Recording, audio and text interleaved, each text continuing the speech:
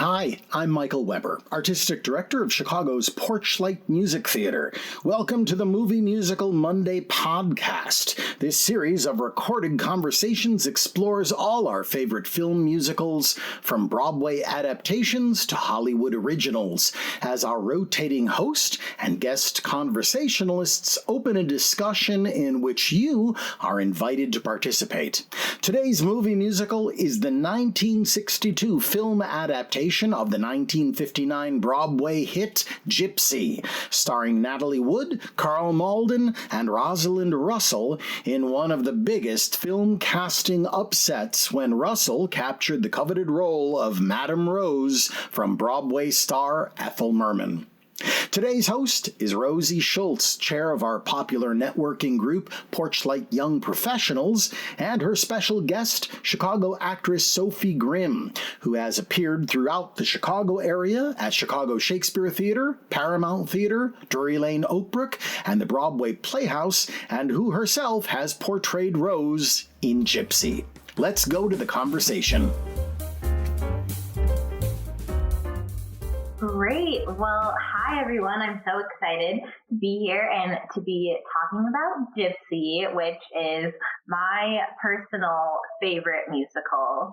I love it so much. When Porchlight did it, I think I saw it 6 times. It's just such a good show. And so I'm very excited to talk about the movie. And I'm excited to have Sophie here. So Sophie, why don't you tell us a little bit about your personal connection with the show? Well, I did get to play Rose, but before I got to play Rose, my very first musical was Gypsy as Baby June. And my sister she was 17, she was a freshman in college. She played Rose. My dad came in, he was a professional performer, and he came in and played Pops. And my brother was one of the newsboys. So ever since I was really, really young, I love this musical, and we were talking earlier, of course, also the Bette Midler version, which came out right around, when I was coming out. But after so many years, I ended up finally getting to play Rose at the age of 30. I had my 30th birthday, and I got to go over to Maine to actually a friend of mine from college ended up hiring me as their SPT contract. So it was cool because I was part of what felt like a community theater, and it'd been so long since I had that vibe where everybody was just so excited and everybody was coming at nighttime and it was fun to go to rehearsal. And then they, of course, put me up in a space. And over that time, we had the electricity go out at one point in the middle of Maine, all that stuff. But we had so much fun, and it was really interesting to play her at 30 because, of course, I tried to put my timeline together since I'd only seen women of a certain age, 45, maybe higher, be able to play her with such vigor. So I did my timeline of, okay, well, if I was 16 when the first time I got married, which in 1916, that makes, of course I did all of my math to make sense for me. And I ended up just having an absolute ball, especially talking with people afterwards, just like all of you who know the show and get to experience it live and get to talk to the artists afterwards. So it was really fun. That's so fun. And yeah, like maybe one of the most iconic roles in theater to get to play. I mean, Rose's Turn is just the best song ever, in my personal opinion. I hadn't seen the movie in a long time when I rewatched it this time, but I had a very visceral reaction to Gotta Get a Gimmick and remembered watching that when I was like super, super young and being like, this is fun, but having no idea that like what a stripper even was probably. And yeah, I was telling them my mom has played Mazeppa twice, which I think is very fun because that's just like such a silly role. Oh, I gotta say one thing more, just because you made me think of it. Chris has a Belt Fest. And this year it's going to be, would you say what the title is this year for Belt Fest? Oh, yeah. We renamed it Belting for Life to help people understand it was not a fashion show. Good point. But, of course, Chris has that every year. And we raise money for Howard Brown Health. And it's one year we got to do Gotta Get a Gimmick. And I got to fulfill my Mazeppa fantasy. I played that for many years in high school and middle school. So I'm hoping as the years go higher, I'll be able to be Mazeppa and Rose's understudy until I'm, officially ready. Yes, an amazing goal. Okay, so now we just talked about our love for the musical in general. Let's get into the movie. So to start out, I just want to talk about some moments that really stood out to you that you loved specifically about the movie version of Gypsy. Yeah. Two big ones. One was her just kind of monologuing. You were saying narrating, the next bit of play that would happen, because I do feel like so many of the times in the musical that people kind of start to paint her as a little bit of a caricature, almost a monster. And it felt so nice to have her, from her perspective, be like, and I was just so excited, that really, really made me happy. And then my other one was, I just loved Uncle Jocko. I loved the way he was, and or not Uncle Jocko, but that Herbie was Uncle Jocko. Like, just that twist for me, I was like, oh, that makes so much more sense. I feel like it would make so much more sense as me, as Rose, that I would be attracted to this guy who's kind of kooky and knows how to get a room if he needs to, versus what I had grown up with, of course, with Rose, or Bette Midler, of him kind of being kind of shy and laid back. I was like, I don't know. Yeah, I also like the switch in the movie that Herbie is Uncle Jocko. I do think it rounds him out more, and I was reading, they probably just did that to get him into the story earlier. But I think that was a very successful change. And I agree. I like the character of Herbie in general, just because he is sort of like a grounding force throughout the musical, and I think he portrays that well in the movie. Like, he keeps the calm and makes things try to make sense for their crazy life. I really like the narration too, and this kind of leads me into my first topic of conversation that I want to talk to everyone about, because I know it's on the top of all of our minds when we think about this, which is the casting of Rosalind Russell and the snubbing of Ethel Merman. But I personally really enjoyed Rosalind Russell's performance. Obviously, the singing was not a high note, but and she got dubbed over, but I think that the acting moments were very real, and she brought a lot to the character of Rose, even if she couldn't necessarily sing it on her own.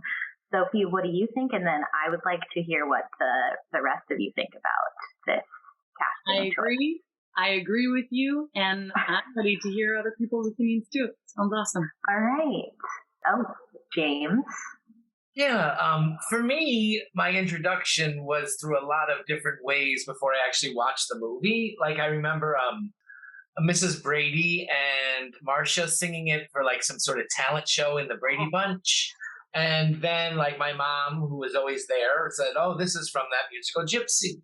And then it would be something that I never thought. But when I was a teenager, it was on television and we watched it. So we watched it and I thought it was fantastic and fell in love, and then learned every single one of the songs. And that's when my mother would say, well, Ethel Merman, who I only knew from a cameo in the Airplane movie that was a joke of Ethel Merman. So for me, Rosalind Russell was like Gypsy, because I've seen Ethel Merman now via YouTube and all these things sing it. But I like that, Rosalind Russell's sort of in my key. If I have to sing along, I could hit all those notes more than probably Ethel or someone else. But that was my introduction. I've always thought of Rosalind Russell first as Mama before anyone else, just because that's how I was introduced to her. Tamara, I think I saw your hands up too. Yeah, the only thing I wanted to make a comment on is that it's interesting that there was 3 people they had in mind for that role: Judy Garland, Judy Holliday, and Ethel Merman. And it's just interesting to me that they went with Rosalind Russell. I'm assuming she was a much better movie star at that point. I don't, Michael might know the answer to that. I was curious when I saw the 3 individuals that they were interested in for that role. Yeah, think that Rosalind Russell ended up with the role because of her husband was a producer, and so she kind of like hooked her in when they got the rights for the show. Bernard and Judy. Well, Sophie knows I'm totally obsessed. This will be the role I play before I die, and I got to do it in concert once. But I have again, I'm pretty obsessed with it. I have the making of Gypsy, and that was the big controversy that her husband produced the film. Mm-hmm. And again, I'm a Rosalind Russell fan. I understand I'm not a big fan of dubbing, and I had the good fortune to see Tyne Daly on Broadway, and of course Patti LuPone here at Ravinia. But acting-wise, I was okay with Rosalind Russell, but that must have been a slap in Ethel's face. Well, I'm trying to think of the year. Was Ethel already?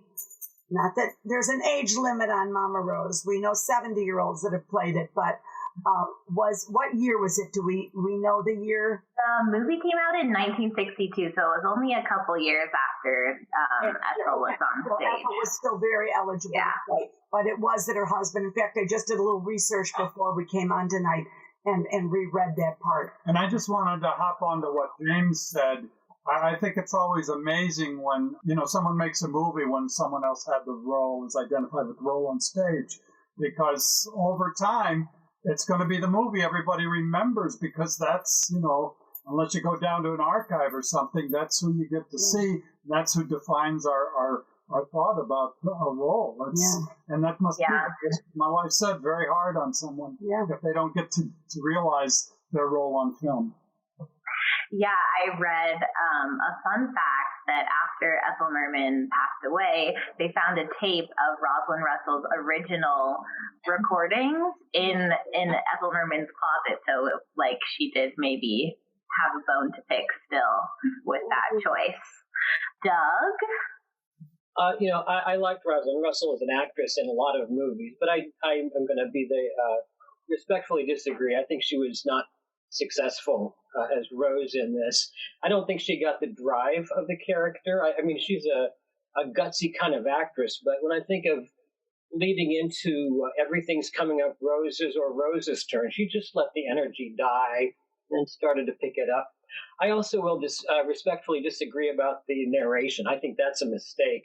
I think that we need to see, by the end, a woman just about exploding and losing it. I don't want to know at the beginning of the movie, everything's okay, don't worry. So those are my thoughts. I agree. I wrote in my notes that Rose's turn was a really big letdown for me. I think throughout the rest of the show, I was like, okay, yeah, I'm feeling this. And then, you want Rose's turn to just be that moment. And I agree. I think she lost a little bit of steam there. But I really liked the production around her during that scene, because it said Rose everywhere and my name's Rose, so Paz? Well, it's interesting because I think it wasn't. Nowadays we think of Rose. Sophie said it, as almost a monster, and it feels like that may not have been 100% the original intention. It feels like once Arthur Lawrence directed Angela Lansbury, the interpretation of the character shifted to be a little more larger than life in a way that maybe wasn't there, obviously, in this movie, or even with Ethel Merman in the original production, which was directed by Jerome Robbins. So it's really interesting to see how that character has kind of morphed throughout the years between different productions. And I think, it's just the hallmark of something that's very well written that can stand up to different interpretation. Well, right. And I remember when Tyne Daly did it, that one of the reviewers said it's the King Lear of women's theater roles. Mm-hmm. Yeah. If anybody, for contrast, if you want to see, I think it's still on Broadway HD, the recent London revival with Imelda Staunton, definitely probably the most monster-ish interpretation of the role, just for comparison's sake. Yeah, I watched a little bit of that one. Hugh, I thought you had a hand up. Looking at this from Herbie's standpoint, if you have a Rose that is too much of a monster, there are so many cases where he could just walk. And I really sometimes watch the show and say, Herbie, why are you still there? And I think Roz Russell was a little bit softer than a number of the others would have been. Yeah. I get that for sure. And I love what you just said, Paz, about that it does show just that it's such a good piece. You know, it's just like that it can go all around here. And then, like you said, Doug, of just like, then it is a perfect epitome role of the female actress because you can go so many places with it. Yeah, it's a brilliant show, gotta say. Okay, I want to talk about other cast performances that people thought stood out. Any like supporting characters that you loved. I specifically was thinking about, the role of Louise, played by Natalie Wood, and apparently Anne Margaret was in the running for that part, which is interesting since we did Bye Bye Birdie last week. But yeah, any thoughts about other casting choices or other standout performances? And Jillian was Baby June. I always thought that was interesting. It's trivia. Ken? Yeah, I like Carl Malden. I thought for somebody who's not musical, and it's like he was in like every movie during this time period. It's like, well, we'll bring in Carl Malden for this, but he really gave you a sense of time and place and the emotion, and I really liked him in the role. Yeah, I enjoyed his performance a lot as well. Sophie, were you about to say something? Another thing that I'm thinking about that's maybe different, but bringing the other kids into play.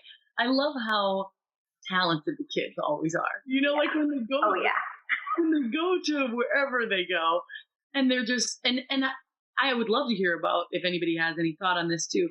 That some people think that they should be bad or something, that she's pushing them to be better. And I'm like, no, I think it's amazing. Yes, Doug. Like how the kids are just so freaking good that you can't take their eyes off them. I just have a good time with that.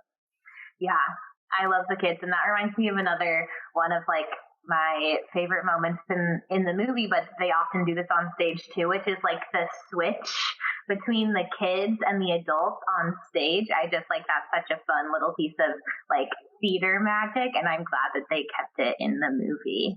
Oh, Robin? Yeah, going back to whoever was talking about Carl Malden, Ken maybe, I kind of knew Gypsy originally from the original cast album. So I guess it was Jack Klugman on there, I think. And so it's interesting. He's not very musical either, I'm going to say. So it's interesting that the character of Herbie, he's not a performer. Like whoever's going to play him, you don't want him to. I agree. Well, or whatever, because he's the business guy. He's behind the scenes. So I'm guessing that casting is typically like on purpose. Yeah, that's a very good point. And they cut one of the songs that, well, Michael's talking about a show or a song that was that cut from the movie or cut from like the original? Now there was originally a song that Herbie had in the original called "Nice She Ain't," and Jack Klugman tried to learn the role, and he tells a story of that he had the actor's nightmare. He woke up just screaming, like that he couldn't sing this song, and walked in the next day to rehearsal and told Julie Stein, he literally, the way he said it was, take the song and stick it up he goes, I'm not singing it. And they ended up pulling the song from the show. He also had a duet with the little girls that happened during the scene with Mr. Weber. The little girls were singing, and then he sung in counterpoint to them. But so it's that moment when she tells the little kids, go out in the alley, and I'll be right with you. And the little girls went out into the alley, and then they came back in and they were hiding like on top of some furniture watching Mama seduce Mr. Weber. And there was a song that had happened there that they ended up cutting as well that Herbie would have participated in. But so he had a couple of songs. They ended up just cutting it all. Well, and then, so from the musical to the movie, they cut the song Together Wherever We Go, and then also the reprise of You'll Never Get Away From Me. And do you think that was because Carl Malden wasn't a big singer or just for time? He filmed it, and if you have the DVD, you can see the footage of Carl Malden doing both You'll Never Get Away From Me. He's in that, and he's also, they have the footage of the number Together Wherever We Go, which was part of the original Roadshow release of the film, and then they cut it after that when they just played it in regular theaters. But you can see both of those songs. You can see them on YouTube. Just look it up. Nice. Yeah, Together Wherever We Go is actually one of my favorite songs in the actual musical. I really like that moment where they come together and we're gonna do it. Yeah, so we talked a little bit about, one of my notes was Rose's narrating. We talked about that a little bit already. So one of my other favorite parts of the movie is the costumes. I loved the costumes. They're by Ori Kelly, who designed all the costumes during that time for Warner Brothers. But I really appreciated, I feel like Rose was always wearing the best outfit, and that really made her stand out. There was one moment where she's wearing a full cheetah print ensemble, and then another where she's wearing this really pretty red dress. And then also once they get into the stripping montage, when they do the New Year's number and she's wearing the silver dress that's just dripping in glitter. I loved that too. Chris? I agree. They look gorgeous. And I think Michelle pointed out in the chat they were nominated for an Oscar. But when I watched it, I almost thought they looked too good, as in, if they're so hard up for money, can't Rose sell a couple dresses? They look just so expensive in comparison to what was around them that it took me out of it a little bit, just to be like, how can she afford that? They're eating leftover chow mein and cat food. I was thinking about that too, and it was I was kind of thinking about it in the way that she maybe is just swindling the money for her own dresses because she's not paying the kids or anything. But Steve? Well, supposedly Louise made all of Rose's clothes, right? True. So that's why they were so special. Good point. And of course, there's always the 10-foot rule in theater. So maybe it doesn't work in the movies as much, but if it looks good, 10 feet away, we're fine. Yeah. So I already asked Sophie this question at the beginning, but I want to turn it to you guys. What are some moments, some of your favorite little moments that stood out to you? I know Chris was talking about one of his favorite lines that's added into the movie. One of my little things that I picked up on that I loved was during the train number. Rose is on stage fully doing the entire choreography next to June, and it's perfect. It's so funny.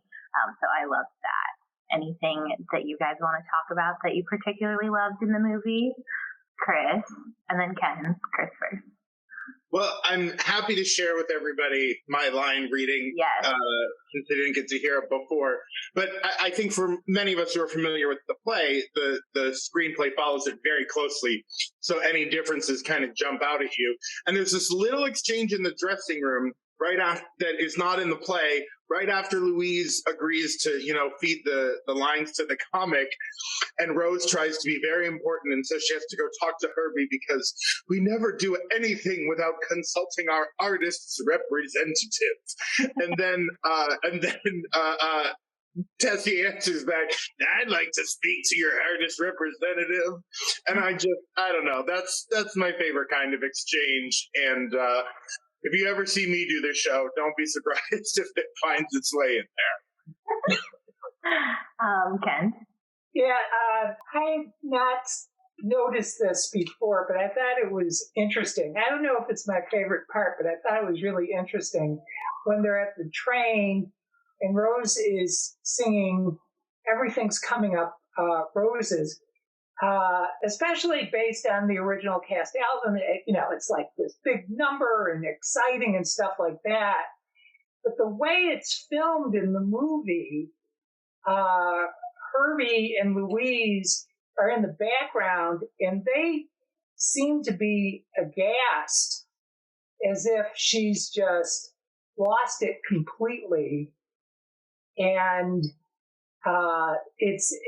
especially Rosalind Russell, her singing is not like Ethel Merman's, and so it's just like she's just crazy. And then they cut together, so it makes it a kind of a sad scene, which I'd never really thought of before because of the song in Ethel Merman and all the ways it's been sung as this uplifting song. So I thought that was interesting. I did have that feeling too of at the end. I mean, I liked it because I feel like it is that, strange space of like, how can you possibly do this? And then it kind of echoes it later in the show when she's like, you're going to be a stripper. You're going to be great, And then coming back in at the top of the second act with usually Together Wherever We Go is, which just brings back that life and everything. In this, they showed her at the end, which I appreciated. I did like that it was, more eerie and whatever. But I always love the top act too, when you go to the Toradorables and she's just as in time as everybody else. Extra, come on, let's go, people. And I felt like they brought a lot of that energy at the top.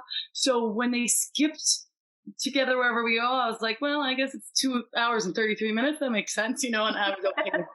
But I understand that for sure, Ken. Yeah, any other moments that really stood out to people?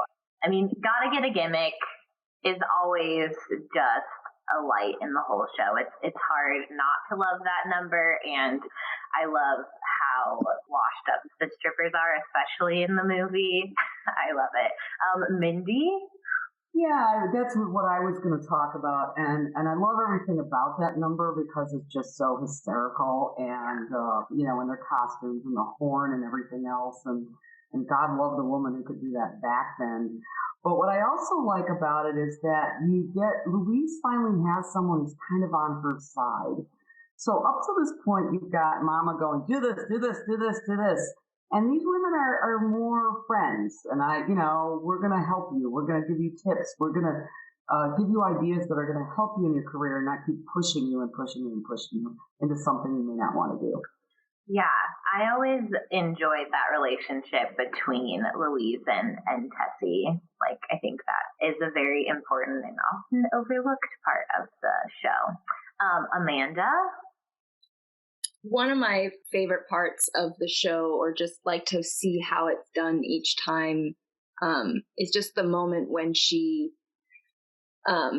first starts singing, like she has that blue dress on, and you can see her transition from like just figuring out and like is kind of shell shocked at what's about to happen, and then watching the progression of her getting more and more comfortable doing that and then becoming really good at it. I don't know. I always like to see, I feel like I'm watching like a butterfly in a cocoon or something, and I always think that that's a really powerful moment of storytelling that happens, fairly quickly. And it makes me, it's interesting to see how the character, like, the beginning is fine with being in the background, but like, secretly like really wants to be the center of attention, maybe she just wants the affection. So yeah, I like to analyze that moment and be like, is it about getting the attention? Is it about getting the affirmation that she's worth something? Is it about getting to be able to perform? Does she feel like she's performing? Like, what is it that is bringing her joy as she does this? And watching the actor make the choice about like why and maybe it's multiple reasons. But yeah, so that's always a really powerful moment in my opinion. And it's crazy that it's only 30 minutes of the whole show when you think about it. I know. bit. Yeah, so short and compared to the rest of it. Marty? I really liked Paul Wallace as Tulsa, and I thought he did a really nice bit, and it's always been sort of sad to me that he just disappeared. I mean, I don't think he did anything after that of note, and I often wondered why that happened. He was a very good Tulsa. Yeah, and he originated the part on Broadway, I believe, too. That's also one of the changes that they make, is that June ends up with some random chorus boy and not Tulsa, which I think is an interesting choice. It kind of makes, I don't know, you kind of like the connection in Tulsa's song that he makes with Louise, and then she gets slighted, and then that kind of just is erased from the movie, which I don't know if it makes that big of a difference, but I definitely noticed it and I thought it was weird. Yeah, but why, really? Yeah, why? Well, why was that a necessary change to make? Is there? Oh yeah, Michelle. Okay, well, Chris hasn't given a fun fact yet. Have you? No fun fact yet. But I have a fantastic fact. Julie Stein, his family did not have a piano in their apartment, but my great-grandparents did. And he used to come over to their house and play the piano because he was a friend of my great-uncle's. So that's my fantastic. It's even more than a fun fact, I think. So that's amazing. And unfortunately, I have no proof. I have no, anything like that. But it's the story I heard when I was growing up, and I learned about Julie Stein that way. So I didn't know when I was going to put that in. I was waiting for Chris to give a fun fact, and then I was going to do my fun fact. My fact is even funner. Well, it's not, can you beat this or anything? But I didn't want the whole night to go by without coming up with that. So. Yeah, we needed to know that. And it's your personal connection with the show. Yeah. I know. Right? There was one other thing you were saying about that you might want to open up to others, which is how universal that is it overbearing mom, overbearing parent, and that whole vibe. And it's that's a personal connection for any person, whether they knew Julie Stein or not, Yeah, totally. We will get to that. But Chris, did you have your hand up? Are you going to share some wisdom with us? Well, since Michelle requested, fun fact is it's actually, you can't see his face, but it is Julie Stein conducting the overture in the movie, which of course, if we haven't mentioned that, but criminal that they reduced one of the best overtures in Broadway history to a scant 2 minutes. It is him, the composer, conducting it. And probably my favorite fun fact is that in the dressing room, Tessie's dressing room at the burlesque house. If anyone noticed, on the wall there's a caricature of Ethel Merman. I don't know if that was someone's attempt at repairing. Sorry that you weren't cast in this movie, but we'll put a cartoon of you in the background. Wouldn't have made me feel better, but there's a couple shots you can see it plain as day. Yeah. I also love the overture, and I'm glad we at least got some of it in the movie, because sometimes they just skip entirely over it. Hugh? I like the inclusion of Jack Benny in the vaudeville bill before they went on. Yeah. That was fun. That was very fun, of course. Yeah. Who's that guy? James?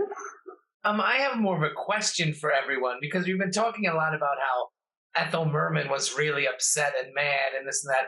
And I'm sure I could Google this, but I'd love to hear people, if anyone does know.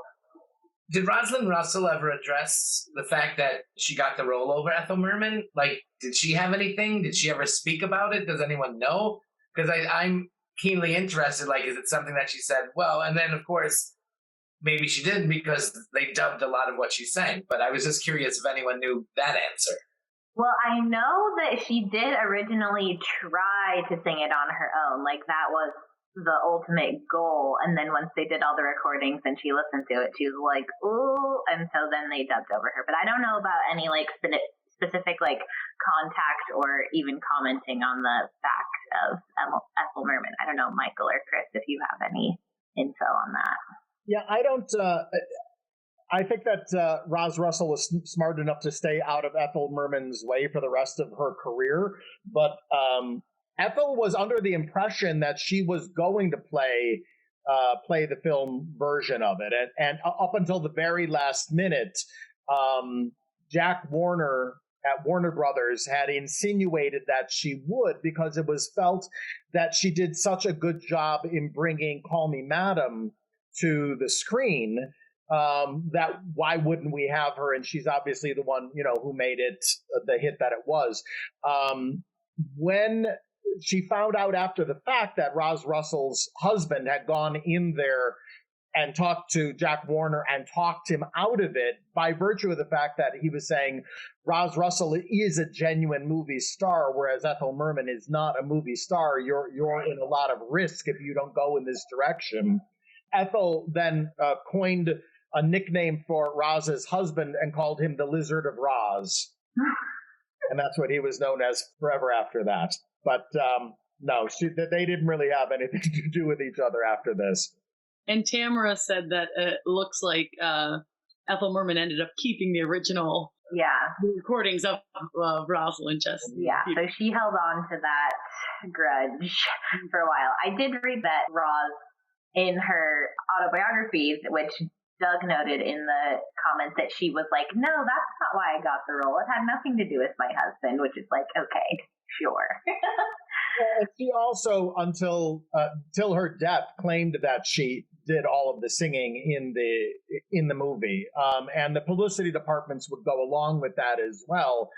It was not a common thing to give any sort of credit for anybody who would do the dubbing, which, I mean, obviously is even indicated and dramatized in Singing in the Rain, that you certainly would not say that you were dubbed. Lisa Kirk, who was quite a well-known Broadway actor and appeared in, really made her first splash in Rodgers and Hammerstein's Allegro, singing The Gentleman is a Dope, is the one who eventually sang sections of the song. Roz does definitely sing some of her music in the film, but she kind of hits a lot of the high notes. Roz pretty much starts the songs off, then Lisa Kirk takes over.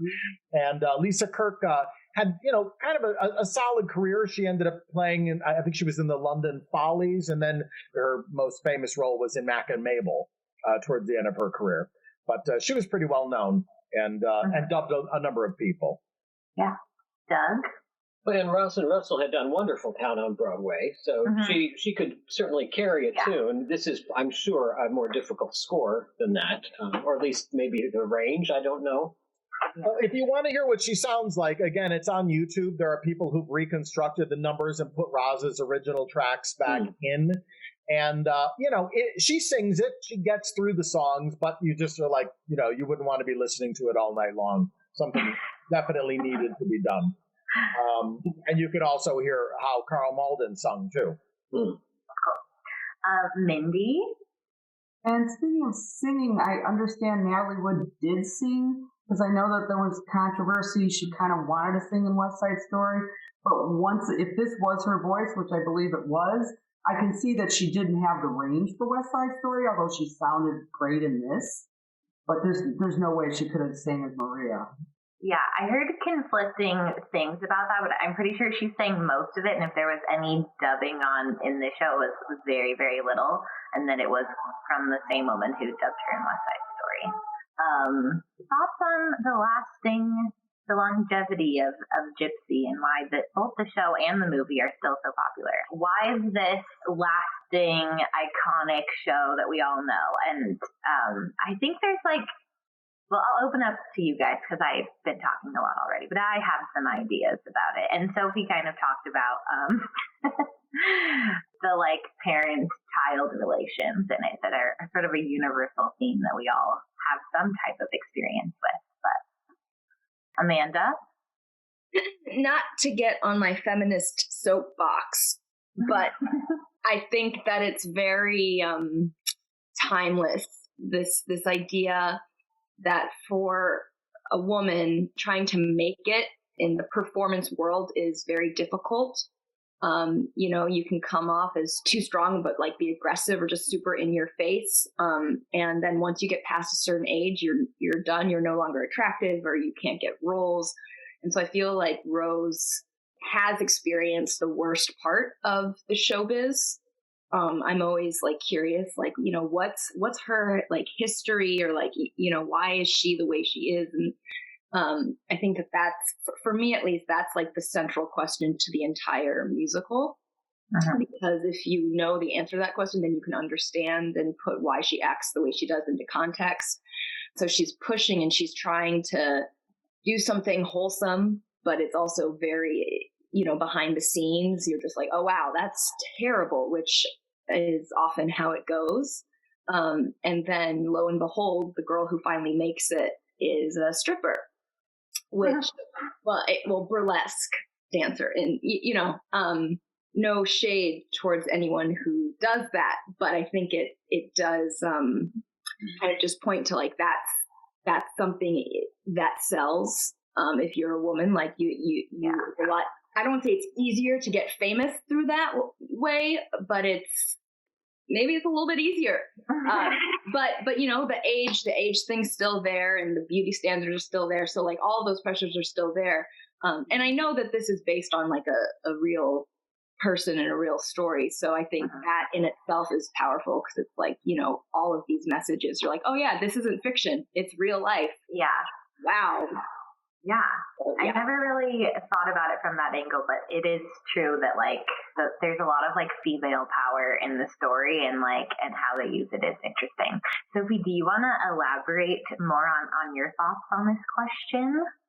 Yeah, I do, because actually some of my friends are here. So some people know that I'm from a family of performers, but it's interesting what you just said, Amanda, because I'm like, wow, that kind of collides with that. I'm from a performing family. So of course there's different dynamics of artists, which I think that also comes to of like, oh, well, what's the right way to get your message across? And I think it actually melds into what I think is so universal about the show, which is parents give birth to a child, and then they have to see that this child is not them.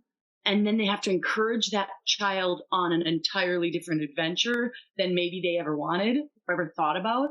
So I think it's very interesting what you just said, Amanda, that I'm like, wow, two crazy universal themes that are totally different, but both stand up simultaneously in the show occur. And I think that's a really beautiful thing to see in art. Yeah. Mindy? I also wanted to add that, they were working in vaudeville, and then the Depression hit. So they were also dealing with a dead industry and an economy where there were no jobs. So it was also what I really like is just the sort of adaptability that was needed to just make any kind of money back then. And they also had, films were getting more and more popular, and so there were less people maybe going to the vaudeville, and so there was a lot of other factors going on in addition to what everyone else has touched on that I think is important. Yeah. James? For me, I think one of the things that makes this almost an evergreen sort of musical is just the songs. Like when Porchlight was doing it and we were into even the first read through or something, it's like when you go to see one of your favorite bands and you know every single song, and it was difficult, like even in dress rehearsals, not to like sing along, because, and they're not only just like catchy tunes, they're really good songs. And whether they're silly like Have an Egg Roll or something like deep like When Mama Was Married, even though it's funny, it's sort of like really sad. But I think the songs, and it's when even like with the overture, once the overture starts, every single note, you're like, I know this song, I know this song, I know this song. So I think that's one of the big appeals of people wanting to see it and wanting to do it, in addition to all the messages that you're sending. And it's an interesting thing because to have like vaudeville, which was on its way out, and then movies coming in, but then to make this a musical, which was on the stage, and there's so many different like things crisscrossing that make it very, very interesting. Yeah, definitely. Ken and then Doug. I agree with James. My sister had the original cast album, and so for many, many years, there's only the songs that I knew. And boy, that overture, when it starts at those horns, and you get a tingle down your spine. So I think that's a lot of it. I was interested in what you had to say, Amanda, because I think that's there, but I don't know that the movie is on Rose's side. You get the feeling that they would prefer that she marry Herbie, and that everybody is leaving her because she's not doing the conventional thing. And it's, I don't know that they intended it to be a feminist plot, but it's sort of brave in that way. I had heard that Arthur Lawrence, it was very difficult for him to adapt this autobiography of Gypsy Rose Lee until he came up with the idea of basing it on the mother instead of on the person who wrote the book. So I think it has that kind of tension in it, which also makes it an effort. Yeah, definitely. Doug? Yeah. And Rosie, to answer your question about the evergreen, I think another reason is it's the ultimate showbiz story. You know, we've got this woman at the center who is going to succeed no matter that vaudeville is dying, that the depression is on it, anything. She is going to succeed. And even the opening notes of the overture are to I Have a Dream, you know, and we just watch her fight her way through. Yeah, it's just a great story and a great score and a great vehicle for so many performers to get to play these like amazing parts. I love the show so much. Henry? I think you're trying to be too nice to Rose. The thing that, you know, sticks with me is that she had the class to go steal the golden plaque right off the wall as she stole her father's life in order to make her own way in life. And at that point, I think the movie was trying to tell you something about her right from the very beginning. So I didn't find much redeeming about about her attempt to get ahead. She wasn't above stealing even her own father's life. So there's another thought. That's interesting. And that's an interesting connection to like the end of the show when she's talking to Louise about like, well, then what did I do this all for if it wasn't for you? And it's like, it was for you. Like you did it for yourself. And she did it for herself from the beginning from when she stole her dad's plaque. So yeah, it kind of comes full circle there. And I think this leads into my favorite question for Movie Musical Monday, which is, if they were to make a new version of this show, which I think we're ready for a new movie version of this show. I think it's been a while, and I would love to see a new version of it, because I think there's a lot of themes that like still are very relevant today. So, who would we want to play these parts? Mindy. Well, of course, Jake Gyllenhaal is Herbie, but I like everyone who was in the Porchlight production, Faye Butler, etc. Because I agree. That was the first time I saw Gypsy. What was that, 2 years ago? Time has no meaning. And I was so blown away by her performance, and then I watched the movie. Yeah. And this, I remember everything coming up Rose was just giving me goosebumps. And then Rosalind sings, and I'm like, yeah, okay. Yeah. So definitely Ife. Yes, I would love to see Ife in the Gypsy movie. Amanda said Viola Davis, who I also was thinking about, but I don't know if she can sing, and then that like leads us into this whole like predicament that we're already in with this current version of the movie. And then Chris always says Jake Gyllenhaal. I don't know what role he's going to play in this. Is he Tulsa or is he Herbie or is he someone else? Herbie? Yeah, he's not Herbie yet. He's on his way there. I think his Tulsa days are behind him. By the time we get this produced, he'll be old enough to be Herbie. Yeah. My version, like Jake or Chris always says Jake Gyllenhaal. I always say Zendaya, but I think Zendaya would be an amazing Louise. Personally, Michelle, you have your hand up. Didn't Barbara Streisand, wasn't she in the running or talking, and everybody said she was too old for the part when they were talking about remaking this some years ago? Which that was a rumor a couple years back. You're right, Michelle. Yeah. She's probably too old. Well, yeah.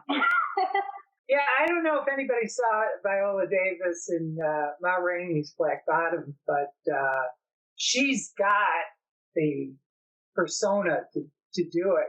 I don't know if that was her singing, but it was terrific. Yeah, I think she's a great choice. Tamara, I see you shaking your head. I'm pretty sure she did not sing that role in Ma Rainey. I'm pretty sure, I'm 99% sure it was, again, the predicament we're in. Excellent actress, but not, I'm pretty sure it was dubbed in somebody else. I'm not sure who it was that sang it. You need to Wikipedia that, Chris. I just did. You're correct. She sang one song, but the rest is dubbed. Darn it. We have to think of someone else now. Sophie, any ideas? Ever since I saw Catherine Zeta-Jones in Chicago, I'm like, ooh, I want to see her ugly. I loved her voice in it. I'm like, that. I would like to see her. Maybe her and Zendaya can meet up. That sounds yeah. And you had some fun ideas for the strippers too, Sophie. Oh, I did. Well, because I do have the connection of getting to do Mazeppa once. I would like to play Mazeppa. And then we will have Margaret Cho as Elektra. And of course, Carol Burnett is going to be Tessie Thra. So I say, why not? Heck yeah. Chris? The other person I mentioned frequently is Toni Collette, and I think she'd make a fascinating Rose. Yes, definitely. Hugh and Henry, you guys have thoughts? One interesting fact, here we go with a fun fact. When she mentions at the very end that she has French lessons coming up, in her reclining days, Gypsy Rose Lee was actually a favored guest on a lot of radio programs with discussions of intellectual things like information plates. And I also have a question for Michael. We were trying to figure out which came first, score or lyrics. Do you know? They wrote together, Julie Stein and Sondheim, but Julie Stein would tend to lead a little bit more than Sondheim did in terms of writing these. But they were definitely kind of writing things as they were going along. And then Henry? Just to be very, very serious, I would suggest our former president's wife as Mazeppa.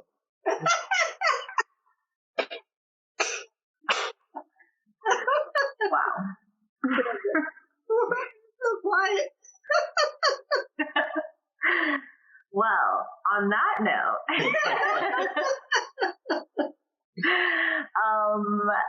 thank you guys all for joining us, and thank you so much, Sophie, for talking about Gypsy with us, and I will turn it back to Mr. Michael Weber.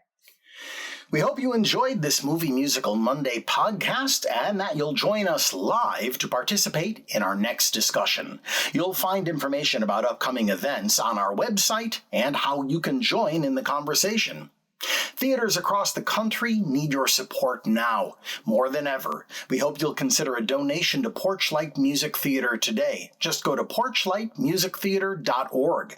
While you're there, you can also find information how you or someone in your life can join Porchlight Young Professionals. Until next time on Movie Musical Mondays, I'm Michael Weber.